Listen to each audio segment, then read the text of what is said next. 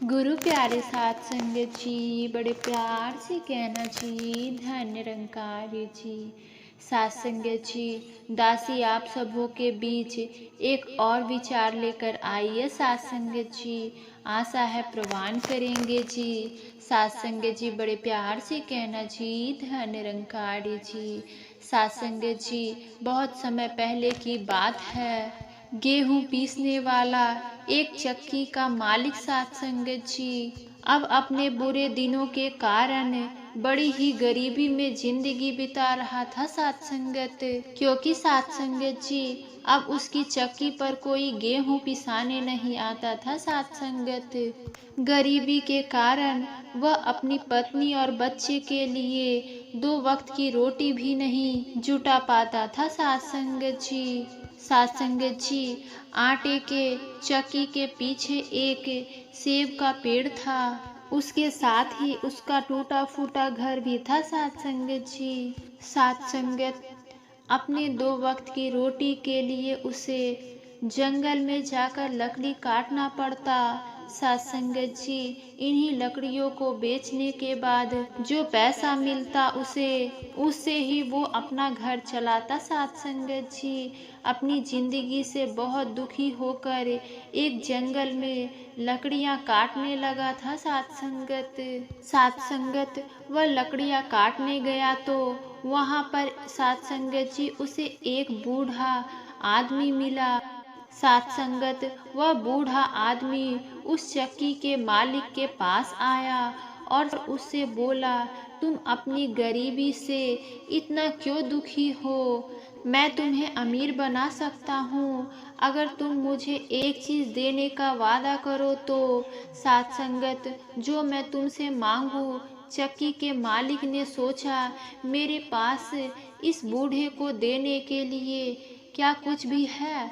साथ संगत, यह कौन सी मेरी मुझसे जायदाद ले जाएगा? साथ संगत जी, वह पहले ही अपनी गरीबी से बहुत दुखी था। उसके मन में साथ संगत, उसने अमीर बनने के लालच में बिना कुछ सोचे समझे बूढ़े की बात मान ली साथ संगत जी, और वो चीज देने का वादा भी कर लिया साथ संगत जी। वह जो मांगने आया था साथ संगत जी, बूढ़ा आदमी रस्यात्मक हंसी हंसकर बोला, अब मैं 3 साल बाद तुम्हारे पास अपनी चीज लेने आऊंगा। इतना कहकर साथ संगत, वह बूढ़ा आदमी वहां से चल गया।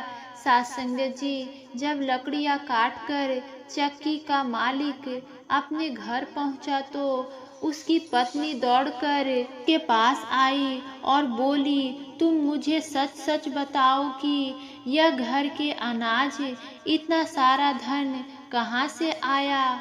हमारे घर के सारे बर्तन धन से भर गए हैं। साथ संगत जी, यह सब कुछ एकदम कैसे हो गया? क्योंकि साथ संगत, कोई आदमी बाहर से धन लेकर हमारे घर नहीं आया। संगत, उसका पति बोला, साथ संगत, शायद यह सब उस बूढ़े आदमी की करामत है जो मुझे पहली बार जंगल में मिला था। साथ संगत जी, उसने मुझसे केवल एक चीज मांगी थी, उसके बदले में बहुत सारा धन देने का वादा किया था। साथ संगत जी, उसकी पत्नी पूछी, वह बूढ़ा आदमी इतने सारे धन के बदले में कौन सी चीज मांग रहा था? संगत, चक्की का मालिक लापरवाही से बोला, चक्की के पीछे जो सेब का पेड़ है। साथ संगत जी, शायद वह उसे लेना चाहता होगा। साथ संगत, परंतु उसकी पत्नी बहुत ही समझदार थी। वे समझ गई कि इतना सारा धन देने के बदले में कोई सिर्फ साथ संगत जी सेब का पेड़ क्यों लेगा? साथ संगत, उसे साथ संगत जी अंदेशा हो गया कि वह बूढ़ा आदमी सेब का पेड़ नहीं बल्कि उससे सेब की पेड़ से तोड़ती हुई सात संगत उसकी बेटी को उससे छीनना चाहता है।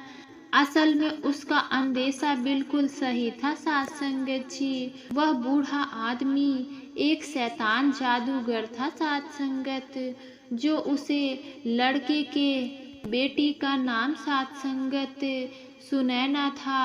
सात संगत पत्नी को अपने पति पर बहुत ही गुस्सा आ रहा था, जो धन के लालच में बिना कुछ सोचे समझे हाँ कर आया था। सात संगत जी, उसका समझ में नहीं आ रहा था कि अपने बच्चे को बचाने के लिए वह क्या करे। उसकी बेटी सात संगत जी सुनैना बहुत ही सुंदर और सुशील थी। सात संगत जी, वह ईश्वर की बहुत बड़ी भक्त थी। सात संगत जी, रोज सुबह नहा धोकर वह ईश्वर की प्रार्थना करती। सात संगत इधर सात संगत धीरे धीरे 3 साल बीत गए, किसी को पता ही नहीं चला। तभी सात संगत एक दिन अचानक वो बूढ़ा आदमी उस चक्की के मालिक के सामने आकर खड़ा हो गया। सात संगत उससे बेटी देने की मांग करने लगा। चक्की का मालिक उसकी मांग सुनकर घबरा गया।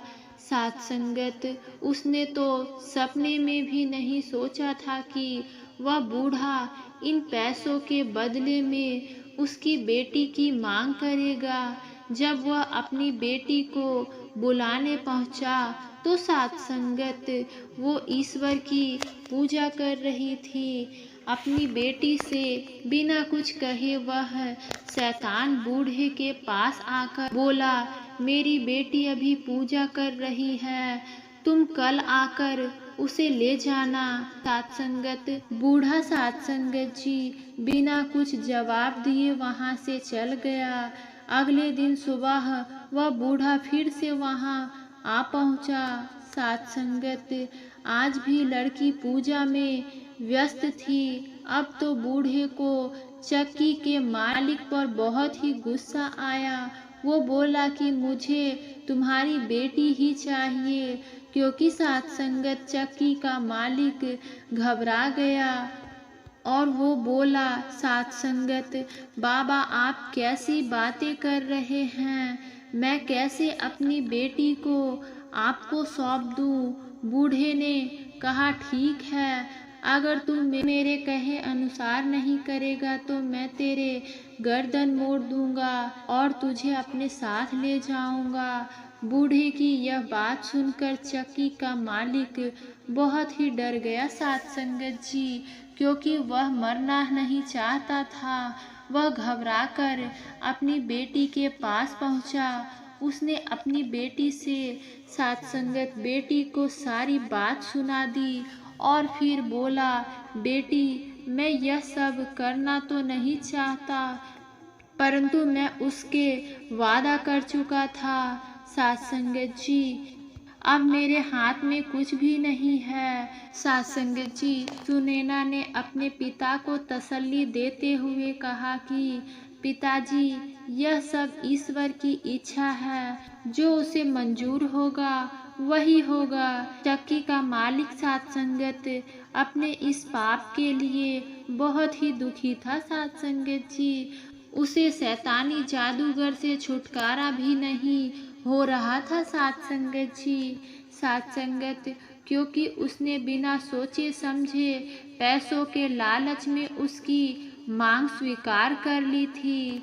सात संगत अब वह उसके कर्म के लिए सात संगत अपने बेटी से बार बार माफी मांगने लगा। सात संगत पर उसकी बेटी अब अपने माता पिता के साथ रहना नहीं चाहती थी।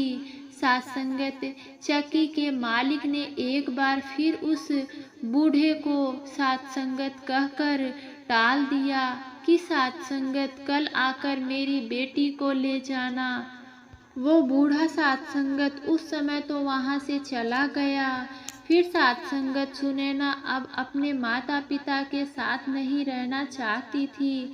क्योंकि शैतान जादूगर के पैसे लेने के बाद उसके पिता का दिमाग ही बदल गया था। साथ संगत जी, ईश्वर में विश्वास रखने वाली सुनैना इस घर से कहीं दूर चल जाना चाहती थी साथ संगत जी, ताकि वह शैतान बूढ़ा कोई नया गुनाह करने के लिए उसके पिता को फिर से मजबूर ना करे। साथ संगत जी, माता पिता के लाख समझाने पर भी वह अगले दिन साथ संगत घर से निकल पड़ी। साथ संगत जी, चलते चलते शाम को वह एक सुंदर और बड़े बगीचे में पहुंची। दिन भर साथ संगत चलते रहने के कारण वह बहुत ही ज्यादा थक चुकी थी। साथ संगत उसे बहुत ही भूख लग रही थी। बगीचों में कुछ फलों की पेड़ थी जिसमें साथ संगत फल लटक रहे थे। साथ संगत उन्हें देखकर सुनैना की भूख और भी ज्यादा बढ़ गई, पर उन तक पहुंचना उसके लिए संभव नहीं था साथ संगत, क्योंकि फल बहुत ही ऊंचाई पर लगे हुए थे। साथ संगत वो जमीन पर बैठकर ईश्वर का ध्यान करने लगी। तभी एक सुंदर सी साथ संगत लड़की अचानक उसके सामने आ खड़ी हुई। साथ संगत जी बोली, मैं तुम्हारी मदद करने के लिए आई हूँ।